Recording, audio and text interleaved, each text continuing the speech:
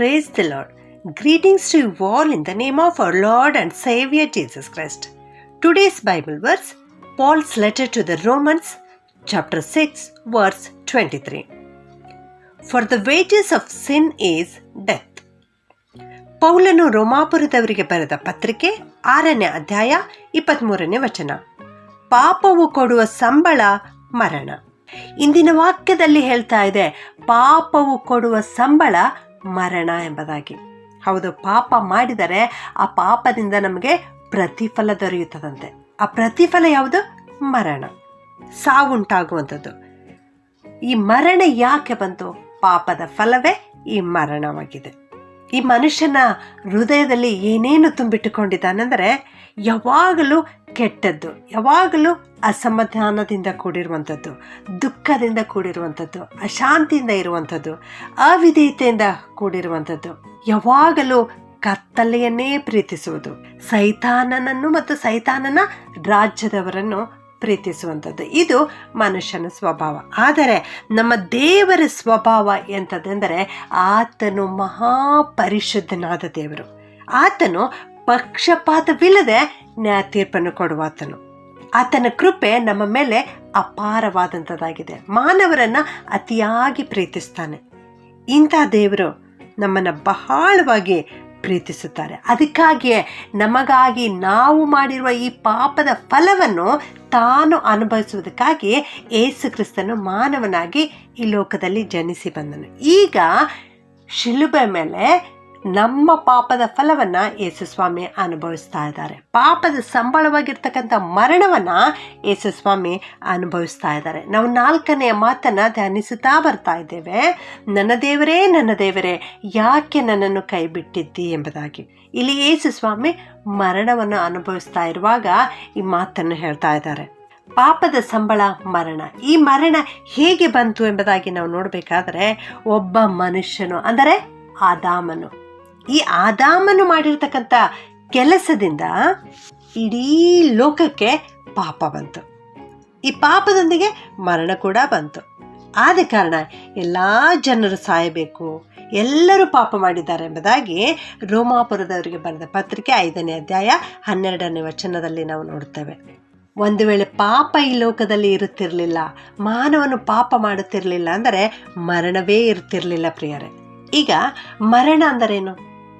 ಮರಣ ಅಂದರೆ ಕೇವಲ ನಮ್ಮ ದೇಹದಿಂದ ರಕ್ತ ಸಂಚಾರ ನಿಂತು ಹೋಗೋದಾ, ಅಥವಾ ನಮ್ಮ ದೇಹದಿಂದ ಉಸಿರು ನಿಂತು ಹೋಗೋದಾ? ಹೌದು, ಇದು ಕೂಡ ಮರಣವೇ. ಇದು ಶಾರೀರಿಕ ಮರಣ. ಆದರೆ ಇನ್ನೂ ಒಂದಿದೆ, ಅದು ಆತ್ಮೀಕ ಮರಣ. ಆತ್ಮೀಕ ಮರಣ ಅಂದರೆ ದೇವರಿಂದ ಶಾಶ್ವತವಾಗಿ ಪ್ರತ್ಯೇಕಿಸಲ್ಪಡುವಂಥದ್ದು. ಇದು ಆತ್ಮೀಕ ಮರಣ. ಇದು ಎಲ್ಲ ಆಯ್ತಂದರೆ ಏದೇನು ತೋಟದಲ್ಲಿಯೇ. ಪಾಪವು ಮನುಷ್ಯನನ್ನು ದೇವರಿಂದ ಪ್ರತ್ಯೇಕಿಸಿತ್ತು. ಅಲ್ಲಿ ಆದಾಮನು ಪಾಪ ಮಾಡಿದ್ದಾನೆ. ಆದಾಮನು ಪಾಪ ಮಾಡುವುದಕ್ಕಿಂತ ಮೊದಲು ದೇವರೊಂದಿಗೆ ಅನ್ಯೋನ್ಯವಾಗಿ ನಡೆದುಕೊಳ್ಳುತ್ತಾ ಇದ್ದಾನೆ. ಆದರೆ ಈಗ ಅವನು ಪಾಪ ಮಾಡಿರುವುದರಿಂದ ಅವನ ಮನಸ್ಸಾಕ್ಷಿ ಅವನಿಗೆ ಚುಚ್ಚುತ್ತಾ ಇದೆ. ಅವನು ದೋಷಪೂರಿತ ಮನೋಭಾವನೆಯನ್ನು ಹೊಂದಿಕೊಂಡು ದೇವರಿಂದ ಅಡಗಿಕೊಳ್ಳುತ್ತಾ ಇದ್ದಾನೆ. ಪೊದೆಯ ಮರೆಯಲ್ಲೇ ನಿಂತುಕೊಂಡಿದ್ದಾನೆ. ದೇವರ ಅನ್ಯೋನ್ಯತೆಯನ್ನು ಕಳೆದುಕೊಂಡಿದ್ದಾನೆ. ಹೌದು, ಇದು ಆತ್ಮೀಕ ಮರಣ. ಪಾಪವು ಕೊಡುವ ಸಂಬಳ ಮರಣ. ಇದು ಕೇವಲ ದೈಹಿಕ ಮರಣ ಅಲ್ಲ, ಆತ್ಮಿಕ ಮರಣವೂ ಕೂಡ ಆಗಿದೆ ಪ್ರಿಯರೇ. ನಮ್ಮ ಆತ್ಮದ ರಕ್ಷಣೆ ನಾವು ಹೊಂದಿಲ್ಲ ಅಂದರೆ, ನಾವು ಭೋಗಿಯಾಗಿ ಈ ಲೋಕದಲ್ಲಿ ಜೀವಿಸ್ತಾ ಇದ್ದೇವೆ ಅಂದರೆ ಅದು ಕೂಡ ಸತ್ತಂಥದ್ದೇ, ಅದು ಕೂಡ ಮರಣವೇ. ಲೂಕ 15:24 ನಾವು ನೋಡ್ತೇವೆ. ಅಲ್ಲಿ ತಂದೆ ಏನು ಹೇಳ್ತಾ ಇದ್ದಾರೆ? ಆ ತಪ್ಪಿ ಹೋದ ಮಗನು ಹಿಂತಿರುಗಿ ಬಂದಾಗ ತಂದೆ ಮಾತನ್ನು ನಾವು ಗಮನವಿಟ್ಟು ಕೇಳಿಸಿಕೊಳ್ಳೋಣ. ಈ ಮಗನು ಸತ್ತವನಾಗಿದ್ದನು ಎಂಬುದಾಗಿ ಅಲ್ಲಿ ಸ್ಪಷ್ಟವಾಗಿ ತಿಳಿಸಿಕೊಡ್ತಾ ಇದ್ದಾನೆ. ಆದರೆ ಈಗ ತಿರುಗಿ ಬದುಕಿ ಬಂದಿದ್ದಾನೆ. ಅಂದರೆ ಅಲ್ಲಿ ದೇಹದಿಂದ ಮರಣ ಹೊಂದಿಲ್ಲ, ಆದರೆ ಅವನು ಆತ್ಮೀಕ ಮರಣವನ್ನು ಅನುಭವಿಸಿದ್ದಾನೆ. ಅಲ್ಲಿ ತಂದೆಯಿಂದ ಬೇರ್ಪಟ್ಟಂಥ ಮರಣವನ್ನು ಅವನು ಅನುಭವಿಸಿದ್ದಾನೆ. ಆದುದರಿಂದ ತಂದೆಯ ಪಾಲಿಗೆ ಅವನು ಸತ್ತು ಹೋಗಿದ್ದನು. ಈಗ ತಿರುಗಿ ತಂದೆಯ ಬಳಿಗೆ ಬಂದಿದ್ದಾನೆ. ಇಲ್ಲಿ ಶಿಲ್ಬೆ ಮೇಲೆಯೂ ಕೂಡ ನಮ್ಮ ಕರ್ತನಾದ ಯೇಸು ಸ್ವಾಮಿ ಇಡೀ ಮಾನವ ಕುಲದ ಪಾಪದ ಸಂಬಳವನ್ನು ಆತನು ಸ್ವೀಕಾರ ಮಾಡಿಕೊಳ್ತಾ ಇದ್ದಾನೆ. ಆತನು ಯಾವ ಪಾಪ ಮಾಡಿಲ್ಲ, ಆತನು ಪರಿಶುದ್ಧನಾದ ದೇವರು. ಆದರೆ ಶಿಲ್ಬೆ ಮೇಲೆ ನಮ್ಮ ಪಾಪಗಳನ್ನು ತಾನೇ ತನ್ನ ದೇಹದಲ್ಲಿ ಹೊತ್ತುಕೊಂಡು ಮರಣವನ್ನು ಅನುಭವಿಸ್ತಾ ಇದ್ದಾನೆ. ಪ್ರಿಯರೇ, ನಾವು ಈ ಬಾಧೆಯನ್ನು ಅನುಭವಿಸಬೇಕಾಗಿತ್ತು. ಆದರೆ ಕ್ರಿಸ್ತನು ಇಲ್ಲಿ ನಮಗಾಗಿ ಉಂಟಾಗಲಿಕ್ಕಿರೋ ಬಾಧೆಯನ್ನು ತಾನು ಅನುಭವಿಸ್ತಾ ಇದ್ದಾನೆ. ಆತನು ನೀತಿವಂತನಾಗಿದ್ದಾನೆ, ಆದರೆ ನಮಗಾಗಿ ಆತನು ಅನೀತಿವಂತನಾಗಿದ್ದಾನೆ.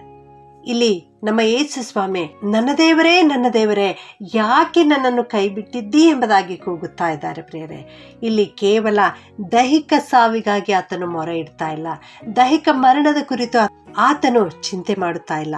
ಆದರೆ ಇಲ್ಲಿ ತಂದೆಯಾದ ದೇವರ ಅನ್ಯೋನ್ಯತೆಯನ್ನು ಕಳೆದುಕೊಂಡಿದ್ದಾರೆ.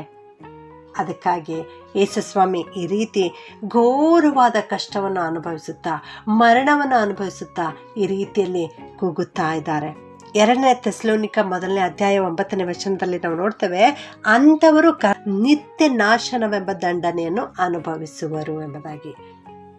ಅಂಥವರು ಅಂದರೆ ಯಾರು? ದೇವರನ್ನು ಅರಿಯದವರು, ದೇವರ ವಾಕ್ಯವನ್ನು ಕೇಳಿಸಿಕೊಳ್ಳದವರು. ಇಂಥವರಿಗೆ ನಿತ್ಯ ನಾಶನ ಅಂತಕ್ಕಂಥ ಒಂದು ದಂಡನೆ ಇದೆ ಅಂತೆ, ಅದನ್ನು ಅವರು ಅನುಭವಿಸುವರು ಎಂಬುದಾಗಿ ಇಲ್ಲಿ ದೇವರ ವಾಕ್ಯ ಹೇಳ್ತಾ ಇದೆ. ಪ್ರಕಟಣೆ 20:14 ನಾವು ನೋಡ್ತೇವೆ, ಬೆಂಕಿಯ ಕೆರೆಯು ಸಿದ್ಧವಾಗಿದೆ ಎಂಬುದಾಗಿ. ಹೌದು, 2ನೇ ಮರಣ ಇದೆ. ಆ ಮರಣ, ಆ ಬೆಂಕಿಯ ಕೆರೆ ನಮಗಾಗಿ ಸಿದ್ಧವಾಗಿದೆ. ನಾವೇನಾದರೂ ಹಿಂದೆ ಕ್ರಿಸ್ತನನ್ನು ಅರಿತುಕೊಳ್ಳದೆ ಹೋದರೆ, ಕ್ರಿಸ್ತನು ನಮಗಾಗಿ ಪಟ್ಟ ಈ ಶ್ರಮೆಯನ್ನು ತಿಳಿದುಕೊಳ್ಳದೆ ಹೋದರೆ, ನಮ್ಮ ಪಾಪದ ಫಲವಾಗಿ ನಮಗೆ ಸಿಕ್ಕಬೇಕಾಗಿರ್ತಕ್ಕಂಥ ಆ ಮರಣವೆಂಬ ಸಂಬಳವನ್ನು ಯೇಸು ಸ್ವಾಮಿ ಅನುಭವಿಸಿದ್ದಾರೆ ಎಂಬುದನ್ನು ನಾವು ತಿಳಿದುಕೊಳ್ಳದೆ ಹೋದರೆ, ಈ 2ನೇ ಮರಣ, ಈ ಬೆಂಕಿಯ ಕೆರೆ ನಮಗಾಗಿ ಸಿದ್ಧವಾಗಿದೆ. ನಾವು ಅದರಲ್ಲಿ ಹೋಗಬೇಕಾಗುತ್ತದೆ. ದೇವರು ಶಾಪಗ್ರಸ್ತರೇ, ನನ್ನಿಂದ ತೊಲಗಿ ಹೋಗಿರಿ ಎಂಬುದಾಗಿ ಹೇಳ್ತಾರೆ. ಈ ಮಾತನ್ನು ನಾವು ಕೇಳಿಸಿಕೊಳ್ಳಬೇಕಾಗುತ್ತದೆ. ಆದುದರಿಂದ ನನ್ನ ಪ್ರಿಯ ದೇವಜನರೇ, ಈ ಹೊತ್ತೇ ನಾವು ಎಚ್ಚರವಾಗೋಣ. ಈ ಹೊತ್ತೇ ನಾವು ಕ್ರಿಸ್ತನ ಬಳಿಗೆ ಬರೋಣ. ಕ್ರಿಸ್ತನ ಕ್ರೂಜೆಯ ಅಡಿದಾವರಿಯಲ್ಲಿ ಬಂದು ಆತನು ನಮಗಾಗಿ ಪಟ್ಟ ಶ್ರಮೆಯನ್ನು ಧ್ಯಾನಿಸೋಣ. ನಮ್ಮ ಪಾಪವನ್ನು ಆತನು ಅನುಭವಿಸಿದ್ದಾರೆ, ಪಾಪದ ಸಂಬಳ ಮರಣವನ್ನು ಆತನು ಸ್ವೀಕಾರ ಮಾಡಿದ್ದಾರೆ.